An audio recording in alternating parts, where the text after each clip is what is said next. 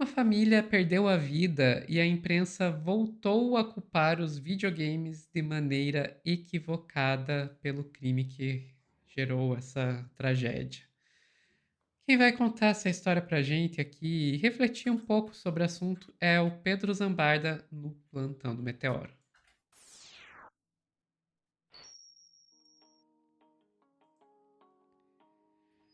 Pedro, é pânico moral de novo. Pânico Moral, TV da Igreja Universal, pra variar, tentando faturar em cima. TV da Igreja Universal, que por incrível que pareça, tá, Sofia? A gente tava falando nos bastidores aqui, os evangélicos ajudaram a tirar as apostas do marco legal dos games, mas é só porque eles não gostam das apostas mesmo. Videogame realmente é um negócio que, pra eles, é coisa do diabo e, basicamente, assim, a polícia, nesse caso, disse que o game teve uma influência e a imprensa comprou.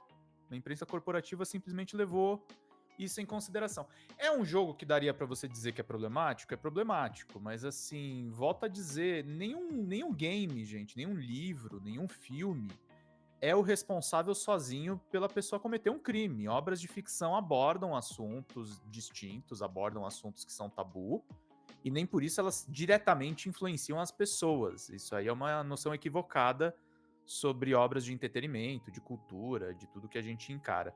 Mas o Rafael Silva fez um texto, eu nem tinha colocado no roteiro, eu incluí agora extra pra gente acompanhar. O Rafa fez um resumo lá no Drops a respeito de tudo.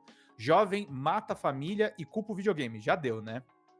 Em pleno 2025, e a gente ainda tem que ver a imprensa colocando um crime hediondo nas costas de um jogo de videogame. Eu vi essa notícia e eu lembrei imediatamente daquele caso PC Guinness. Não sei se você lembra, Sofia, que o rapaz, filho de policiais militares, matou os pais e ele jogava Assassin's Creed. Foi bem famoso esse caso, a gente já vai falar dele aqui. Eu Mas lembro desse assim, caso. turma, não foi o Assassin's Creed que fez o rapaz matar os pais. Ele introjetou algumas coisas do universo do game? Sim. Mas porque ele tem problemas sociais. E aí foi basicamente isso que aconteceu. O Rafa escreve aqui, né? Aconteceu de novo, um grande veículo de mídia colocou a culpa de um crime de onda em um jogo de videogame. Não sei se você ficou sabendo do caso do adolescente que tinha uma namorada virtual e depois de altos papos matou os pais e o irmão enquanto dormiam com a intenção de pegar o dinheiro e ir visitar ela no Mato Grosso e então matar os pais dela. Então qualquer pessoa com o mínimo de noção sabe que esse é claramente um caso complicado com muitas nuances que precisam ser levadas em conta. Calma aí, o jornalismo da Record tem uma explicação simples? Claro que eles têm. E claro que a explicação foram os videogames. Segundo a reportagem, os adolescentes teriam sido inspirados pelo game The Coffin and the and Lily, um jogo que ainda está em desenvolvimento que pode ser jogado em acesso antecipado no Steam. Esse jogo de terror psicológico conta a história de dois irmãos que possuem relacionamento tóxico, codependente e abusivo. Essa relação leva os dois irmãos a cometerem diversos crimes enquanto tentam sobreviver em um mundo distópico. Além da violência, o jogo também aborda outros que são tabus, como incesto e canibalismo. Claro que no fim da matéria digo algo para especialistas, há uma diferença entre jogos violentos e jogos que incentivam a violência, mas quando comparamos com o teor de todo o resto, essa ponderação é menos um alerta para a população e muito mais uma necessidade para que o canal não tenha problemas jurídicos. Já é 2025 e a gente já deveria ter deixado para trás todo o papo de crime foi cometido porque videogames. Mas, né, se nem políticas nazi o mundo conseguiu deixar para trás a essa altura do campeonato, o que dirá da facilidade de sensacionalizar e gerar medo com um assunto que, apesar de cada vez mais normalizado, ainda tem uma certa carga de preconceito, principalmente entre pessoas mais velhas e as alas mais fanáticas do cristianismo. O jogo inspirou mesmo um assassinato? Para Carlos Augusto Guimarães, delegado responsável pelo caso, a resposta é sim. De acordo com uma apuração do caso feita pelo Voxel, o casal adolescente não apenas cometeu o crime de forma conjunta e premeditada, como foram encontradas diversas mensagens, entre eles que faziam alusão direta a eventos do jogo e sobre como eles identificavam com os protagonistas dele. Isso quer dizer que o jogo deve ser banido? Só se você quiser abrir brecha para banir muitos outros produtos culturais que você provavelmente conhece e gosta, porque o uso desses temas não são novos nem exclusivos de The Coffee and Andy and Lily. Eles também aparecem em diversos outros jogos de terror, inclusive alguns bem conhecidos, como Resident Evil, Silent Hill e The Evil Within. E isso quando falamos apenas da mídia de videogames.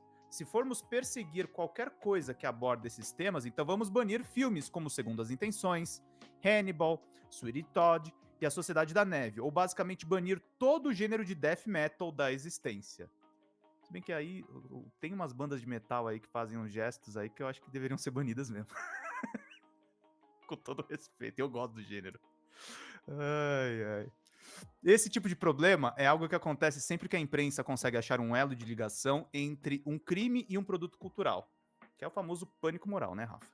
Na sanha por encontrar culpados e apontar soluções simples para problemas complexos, um dos primeiros reflexos é sempre pedir a queima em praça pública do que tem inspirado o crime, e nessa busca por culpados acaba-se por esquecer algo importantíssimo. A cultura pode sim abordar temas polêmicos e que são vistos de forma negativa por muitas pessoas. Mas é preciso entender algo importante. Abordar não é a mesma coisa que incentivar, e há vários exemplos de jogos que quase andam sobre a linha que divide essas duas coisas, como a famosa missão No Russian, do Call of Duty Modern Warfare 2, que coloca o jogador como alguém que entra num esquadrão de terroristas para metralhar civis dentro de um aeroporto. Mas esse não é o caso do jogo que inspirou os adolescentes. The Coffee Engine Lily usa temas mais tabu de incesto e canibalismo para pincelar de forma chocante uma história que é, no seu cerne, sobre abusos que poderiam existir dentro da própria relação familiar. Não é algo diferente da violência de um Mortal Kombat, por exemplo. Aí o Rafa lembra do caso Pesseguini, que eu falei para vocês que guarda similaridades com esse evento. Só para dar o crédito, esse texto do Rafa é gigantesco, eu recomendo que vocês leiam lá no Drops. Eu fiz ele escrever correndo aqui para poder mostrar para vocês aqui no plantão. Mas quem primeiro abordou com uma forma Desculpa, mais Rafa. crítica... Desculpa, Rafa, que realmente não dá para fazer o corte inteiro lendo o texto, mas leiam, que é muito bacana e tá bem feitinho. Mas o Voxel foi o primeiro a abordar isso e contando novamente sobre a história do jogo. E veja, Sofia, ninguém aqui, nem eu, nem você, e nem o Meteoro, nós não somos absolutistas da liberdade de expressão. A gente fez um outro corte aqui sobre o jogo No Mercy, que incentiva, inclusive, crimes sexuais contra mulheres. E nós fomos favoráveis que esse jogo fosse tirado do Steam, porque ele viola todos os critérios mínimos. Esse sim é um jogo que incentiva, de fato, um crime. Tá arquivado para as pessoas saberem, assim. Não é a questão do tema polêmico. É a distinção entre um jogo que aborda um tema e um jogo que realmente incentiva uma prática criminosa. E aí uma coisa importante de ser colocada, tá? Não foi só a Record que fez esse tipo de abordagem, embora de uma maneira muito sutil. A revista Veja fez a mesma coisa, inspirado por um jogo de terror, adolescente que matou a família agiu com namorada virtual, joga de novo a culpa no jogo. E eu quero lembrar que nem foi a primeira vez, tá? Porque lá em 2015, no começo do Drops, o Rodrigo Constantino foi um dos caras que atacou os videogames, tá? Só para vocês lembrarem. O economista Rodrigo Constantino, escrevi na época, ex-colunista da Veja, soltou um texto no dia 26 de outubro, defendendo que o jogo Assassin's Creed Syndicate é um game com doutrinação ideológica ao tornar o pensador Karl Marx como apoiador de heróis do título. Até o momento, o texto possui 558 comentários, sendo a maioria com a seguinte frase: você tem sérios problemas mentais. O trovão dá razão. Então não é a primeira vez assim que a mídia tenta demonizar. Esse texto do Rodrigo Constantino é só tonto, tá? Mas a coisa começa por aí, tá, gente? É game que faz doutrinação ideológica, game que trata de temas que são contra a sociedade e os bons costumes. E assim, produto cultural ele serve, na verdade, para você abordar todo tipo de tema. Temas complexos, temas controversos e temas que são mais do dia a dia. Na verdade, você tem liberdade para você colocar o que você quiser. E você arca também com as consequências, com as responsabilidades desse conteúdo que você coloca no ar. E o crime, ele não é cometido diretamente por influência. Isso aí são pareceres, gente, de psicólogos que estão pesquisando temas há décadas, com grupos de estudos grandes, e também de psicólogos que atendem casos pontuais. Nenhum deles vai dizer para você, Sofia, que o game diretamente influenciou o adolescente a cometer um delito. Isso não existe. Sempre tem um caso de problema psíquico, sempre tem um caso de ter algum antecedente mais complicado. O caso Perseguire, no que era? O adolescente tinha uma relação familiar muito complicada e acesso fácil a armas. É claro que aquela desgraça ia acontecer. Ele só precisava de alguns gatilhos, mas até aí, qualquer coisa podia ser gatilho.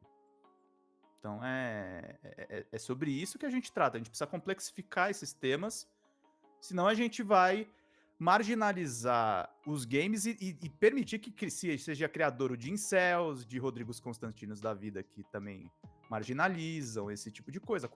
A cultura digital precisa ser integrada na sociedade, né? Não sei se você concorda com essas questões, Sophie. Cara, sim, eu acho que assim, existe uma estratégia bem comum que eu percebo e que acaba sendo aplicada aqui também, que é na dificuldade de você dar uma solução para um problema, você inventa uma outra coisa para jogar a culpa e transforma aquela outra coisa na justificativa de por que você não tem a solução para o problema. Então, o nosso modelo de desenvolvimento não está conseguindo ajudar as regiões mais pobres do Brasil a se desenvolver. Culpa desses malditas ONGs do meio ambiente. Se não tivesse as ONGs, se não tivesse os ambientalistas, não desenvolveria do mesmo jeito. Mas você tem aí o bode expiatório. Nós não conseguimos dar uma solução para a segurança pública, porque ao contrário do que a direita gosta de arrotar, eles não têm solução nenhuma para a segurança pública. A solução deles é botar policial para matar mais, como se a gente já não tivesse uma das polícias mais letais do mundo e isso nunca tivesse resolvido nada. Ou então liberar armamento, que basicamente é admitir que você não tem uma política pública, porque é literalmente você dizer: nós não vamos te proteger, proteja-se você a si mesmo, sabe? Uhum. Mas, em vez de admitir que eles não têm uma política de segurança pública, o que eles fazem? Culpa dos direitos humanos. E daí o direitos humanos vira a justificativa de por que eles não conseguem fazer uma política de segurança pública decente. E aqui a gente vê mais um caso desses. Não estamos conseguindo lidar com essa cultura incel que acaba estimulando a violência, não conseguimos lidar com as questões de bullying, com as questões de saúde mental em crianças, jovens, adolescentes aí. Tem 500 problemas que talvez a gente sequer tenha conseguido identificar todos os problemas, o acesso a armas e tudo mais. Culpa do videogame. Sim. Admite que não tem uma solução para o problema? Não. Culpa do videogame. Eu quero Então, lembrar uma coisa, tá? Tem um caso histórico e tá no livro Masters of Doom, que é um dos clássicos para quem estuda a história dos videogames, que é sobre os criadores do Doom, aliás, que é o tiroteio, o atentado armado em Columbine, né, Sofia, que os atiradores jogavam Doom. E os criadores do Doom não são defensores do armamentismo nos Estados Unidos, pelo menos o John Romero não é.